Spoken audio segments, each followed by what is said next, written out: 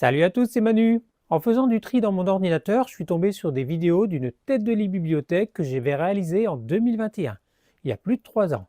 Bon, c'est peut-être pas la réalisation la plus impressionnante que j'ai faite, mais je me suis dit que ça pourrait en inspirer celles et ceux qui veulent se lancer dans un projet similaire. Alors j'ai pris le temps de faire le montage, et voici ma nouvelle vidéo. J'espère que vous l'apprécierez et qu'elle vous donnera des idées. Comme toujours, j'ai commencé à modéliser le meuble en 3 dimensions. Donc ça permet d'avoir un bon aperçu du projet final et de bien se rendre compte des différents assemblages et d'éviter les erreurs. Donc il sera composé principalement de panneaux en mélaminé blanc, de panneaux de fibre dure pour la planche du fond et d'une corniche moulée pour la finition en haut. De cette modélisation, j'ai sorti des plans, donc ça permet d'avoir un bon support du projet avec toutes les dimensions que j'aurai besoin.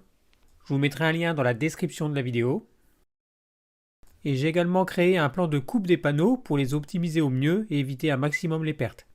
Au passage, petit comparatif des prix entre 2021 et aujourd'hui, ça a bien augmenté. Pour la découpe des panneaux, le plus simple, c'est la scie circulaire sur rail. Les panneaux font 18 mm d'épaisseur, donc je règle la profondeur de lame à 20 mm et avec une bonne lame, ça n'éclate pas.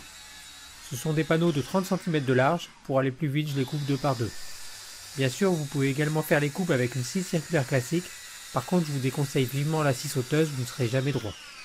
Si vous n'êtes vraiment pas équipé, il vaudra mieux faire débiter les planches par votre grande surface de bricolage. Et parfois, comme ici, j'utilise une planche martyre en dessous qui va se prendre un coup de lame. Bien sûr, c'est une chute qui ira à la poubelle. Comme d'habitude, je fais tous mes repères à partir d'un point zéro, donc ici c'est le bas du meuble. Ça évite de devoir déplacer le mètre et de faire des erreurs de mesure. Ensuite, à l'équerre, je trace le haut et le bas de l'étagère. Et pour un assemblage invisible, j'ai choisi la fraiseuse à lamelles. Donc c'est une machine simple à utiliser qui va faire une encoche dans les deux planches à assembler. Pour cela, mes deux planches sont l'une sur l'autre avec un décalage qui correspond à l'épaisseur de la planche. Et donc le bas de la semelle de la machine me sert comme point de référence pour créer les encoches à la même distance du bord. Ensuite, c'est du travail à la chaîne et comme vous pouvez le voir, il y en a beaucoup. Donc là, je fais deux planches à la fois, soit une colonne. Derrière moi, on voit les planches de l'autre colonne. Une fois fini avec les côtés, c'est au tour des tablettes. Donc là, j'ai pas fait de mesure particulière, je mets juste la machine au bord de la planche et j'ai fait pareil sur les flancs. Et bien sûr, une fois terminé, j'en suis à la moitié puisqu'il faut faire l'autre côté. Ici, ça sera la partie basse, on va dire c'est la plainte du meuble. Donc comme tout à l'heure, je crée l'encoche sur les deux planches à assembler. Ensuite, il suffit d'y placer des lamelles, certains les appellent aussi les biscuits, mais je vous déconseille d'y goûter. Mais ça, c'est un assemblage à blanc pour vérifier, bien sûr il faudra ajouter de la colle. Après pas mal d'heures, je vous avouerai que j'ai pas compté, mais 28 éléments sont prêts à être assemblés. Donc voilà comment ça marche. Il suffit de placer de la colle à bois dans les encoches, d'y placer les lamelles, et la colle aura tendance à faire gonfler le bois et la serrer encore plus fort. Un petit coup de maillet pour aider, et après séchage, c'est extrêmement solide. Avant l'assemblage des côtés, je nettoie mes traits de crayon, ça sera plus facile avant. Et là, gros morceau puisque je vais assembler une colonne complète en une fois. Donc je le disais avant, le gros avantage de l'assemblage par lamelles, c'est que ça sera invisible une fois terminé. Par contre, bien sûr, l'inconvénient, c'est que ce n'est pas démontable. C'est pourquoi je ne peux pas utiliser cette technique partout. Ensuite, je vais mettre la partie haute, donc là c'est plus délicat puisqu'il va falloir mettre toutes les lamelles en face des tablettes. Mais en y allant au fur et à mesure et en prenant son temps, il n'y a aucun problème.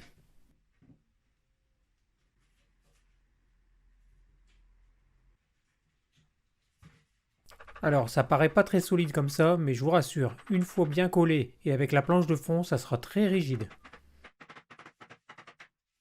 Les lamelles permettent un petit jeu latéral et je me sers du maillet pour ajuster les planches au millimètre. Ensuite, je viens couper la planche du fond.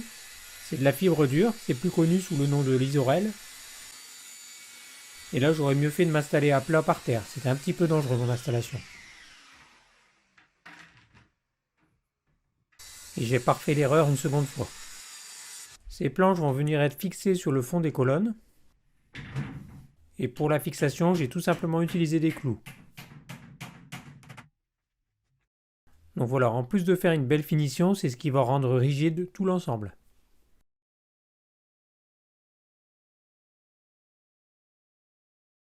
Et pour trouver l'emplacement des tablettes, je me sers de la deuxième colonne que je mets juste à côté. Comme ça, je suis sûr de l'endroit où je mets mon clou. Allez, on passe à la partie haute qui va relier les deux colonnes entre elles. Donc pour l'assemblage, c'est le même principe, à part que là, il n'y a que deux séparations. Au passage, j'ai utilisé les lamelles Triton qui sont fournies avec la machine, que je trouve bien mieux. Elle serre encore plus fort que les autres.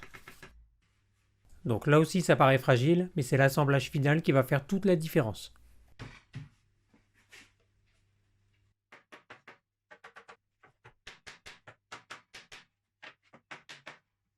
Et comme pour les colonnes, il y a une planche fine qui vient être clouée au fond. Pas question de mettre un si grand meuble le long du mur sans le fixer.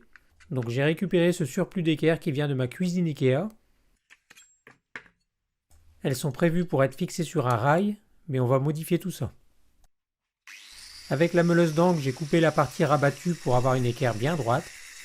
Et pour la suite, on verra au moment de l'assemblage final.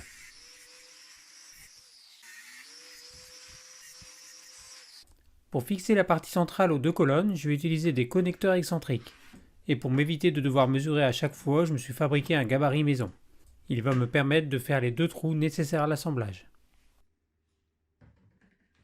Donc le premier trou, c'est avec une mèche de 15 mm. Et le deuxième trou, c'est à 8 mm, mais je fais un avant-trou avant avec un 4 mm pour éviter d'éclater le bois. Donc je me sers surtout du gabarit pour avoir l'emplacement exact des deux trous. Ensuite, je finis le trou de 15 mm, et là j'ai mon scotch rouge qui m'indique la profondeur à ne pas dépasser. Et pour le 8 mm, je rejoins le deuxième trou. Allez, je vous remonte ça de plus près. Donc mon gabarit, rien de compliqué, c'est une chute de bois, des morceaux de plexi et un tube.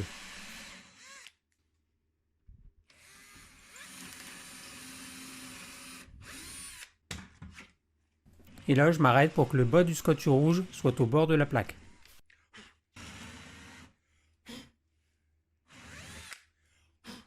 Et pour le trou de 8 mm, il faut s'assurer de rester le plus vertical possible.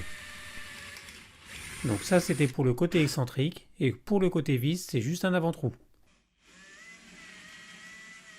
Donc voilà, ce système va me permettre d'assembler les éléments très facilement sur place.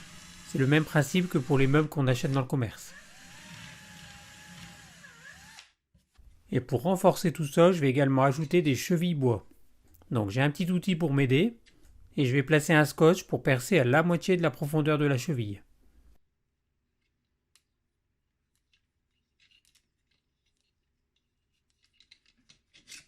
Donc là j'ai fait un trait au milieu et l'outil me permet d'être parfaitement centré dans l'épaisseur de la planche.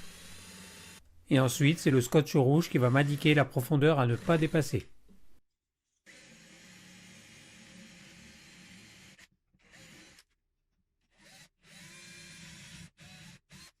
Je reviens maintenant sur les équerres de fixation murale. Donc je commence par percer le trou de 15 mm qui va me permettre de passer la vis murale. Ensuite les trous pour les petites vis qui vont maintenir l'équerre.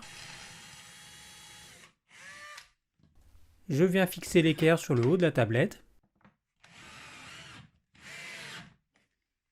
Et je remets le cache en plastique provisoirement. Je n'avais pas tout prévu dans mon plan 3D puisque j'ai oublié les plinthes murales qui sont d'origine dans la pièce. Comme le meuble sera collé au mur, il faut un petit dégagement en bas pour l'espace de la plinthe. Donc pas de souci, on va corriger ça. Je commence par couper la planche de fond. Et ensuite je coupe le bas du meuble de l'épaisseur de la plinthe.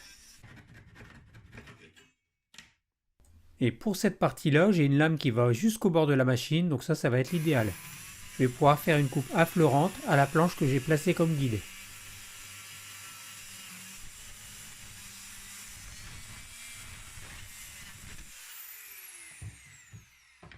Et du coup maintenant j'ai un petit trou au fond de mon meuble, donc je vais rajouter une cornière en plastique blanche. Elle est collée au silicone blanc et je fais un petit joint pour la finition.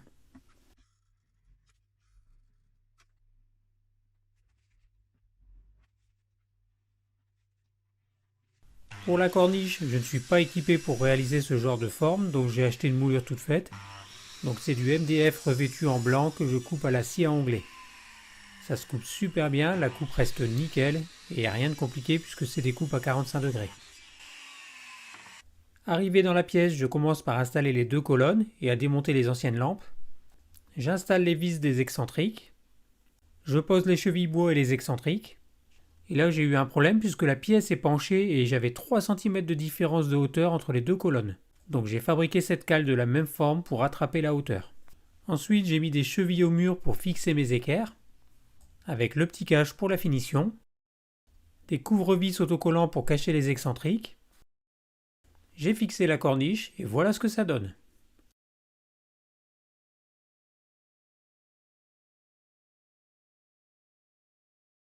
Sur place, j'ai également dû faire un trou dans le fond du meuble pour une prise de courant, et j'ai déplacé les deux lampes sur le haut du meuble. On le voit aussi, il y a 3 fixations murales pour tenir l'ensemble, et sous la colonne de droite, il y a ma réhausse, mais on ne la voit quasiment pas. Comme j'ai fait exactement la même forme avec la même matière, c'est quasiment invisible. La corniche toscane, ça fait une belle finition en haut. Voilà, l'ensemble offre pas mal de rangements. La profondeur de 30 cm, c'est l'idéal pour la plupart des livres. Mais bien sûr, on peut y ranger toutes sortes de bibelots et d'objets. Et voilà ce que ça donne une fois plus rempli. Voilà, je vous mets les plans et la liste du matériel dans la description de la vidéo. J'espère que mes explications pourront vous être utiles. N'hésitez pas si vous avez des questions. Mettez un pouce si la vidéo vous a plu. Bon bricolage et à bientôt!